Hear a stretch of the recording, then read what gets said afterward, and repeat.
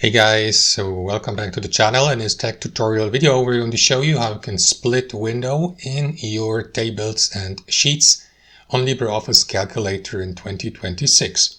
So let us dive into this. Navigate to your sheet in your LibreOffice Calculator document and select the column you would like to apply the window splitting to. I will go with column E, the left of that table here. Click into it with your right mouse, and after that you will see this option here, split window.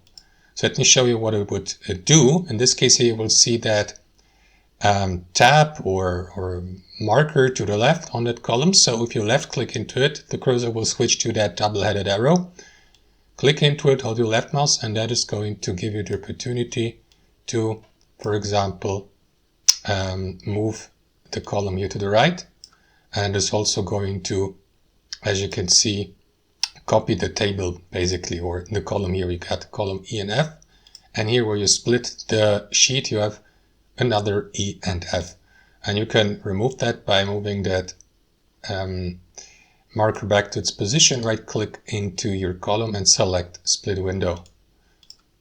That's it. Now we can also resize column, or this column here. And that's how it works, guys. Thanks for watching. Hope you enjoyed it, got some value from it, and we'll catch you later.